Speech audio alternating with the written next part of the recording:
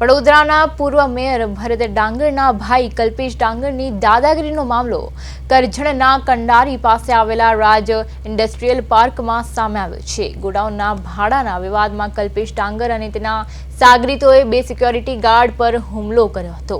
ઇજાગ્રસ્ત ગાર્ડે આક્ષેપ કર્યો છે કે કલ્પેશ ડાંગરે તેના પર ફાયરિંગ કર્યું હતું। જો કે કરજણ પોલીસે હજુ ફાયરિંગની પુષ્ટિ નથી કરી। નવાઈની વાત એ છે કે ઇજાગ્રસ્ત કર્મચારી સારવાર બાદ પોલીસ ફરિયાદ વગર જ ફરાર થઈ ગયો છે।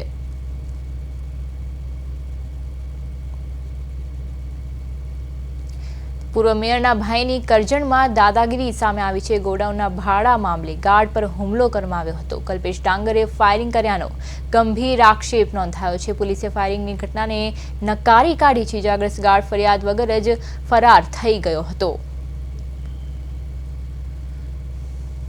आज साथ अपना संवाददाता तुषार पटेल जोड़ाई गया है। जी तुषार, आज करजण में दादागिरीनो मामलो सामे आव्यो छे, ते अंगे शुं छे समग्र विगत?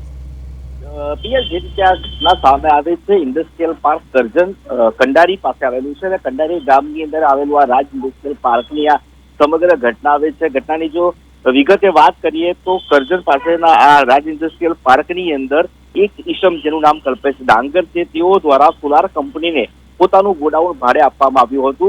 અલબત્ત ગોડાઉન 2 વર્ષના ભાડા કરાર સાથે આપવામાં આવ્યું હતું, પરંતુ કોઈ કારણોસર કલ્પેશ ડાંગરના માણસો આ ગોડાઉનને ખાલી કરવા માટે ગયા હતા। ત્યારે ગોડાઉન કંપનીના જે સિક્યુરિટી કર્મચારીઓ છે અને કલ્પેશ ડાંગરના સિક્યુરિટીના કર્મચારીઓ વચ્ચે એક તબક્કે ઉગ્ર બોલાચાલી થઈ હતી। બોલાચાલીમાંથી મામલો વધુ બીચકતા મારામારી સુધીને ઘટના પહોંચી હતી। અલબત્ત આ સમગ્ર મામલે જ્યારે સિક્યુરિટીના માણસો દ્વારા કલ્પેશ ડાંગરને માહિતી આપવામાં આવી હતી, ત્યારે કલ્પેશ ડાંગર પોતાની ફોર્ચ્યુનર કારની અંદર ઘટના સ્થળે પહોંચ્યા હતા અને હવામાં ફાયરિંગ કર્યું હોવાનો આક્ષેપ ઇજાગ્રસ્ત દ્વારા પણ કરવામાં આવ્યો હતો। સામે પક્ષે ગોડાઉન કંપનીની જે સિક્યુરિટીના 2 કર્મચારીઓ હતા તેઓને ઈજા પહોંચી હતી અને તેઓને સારવાર માટે વડોદરા ખસેડવામાં આવ્યા હતા। અલબત્ત કરજણ પોલીસનો સંપર્ક કરતા કરજણ પોલીસ દ્વારા ફાયરિંગની ઘટનાને સમર્થન આપવામાં નથી આવ્યું। તેઓનું સ્પષ્ટ કહેવું હતું કે બોલાચાલી બાદ મારામારીની ઘટના ચોક્કસથી થઈ છે।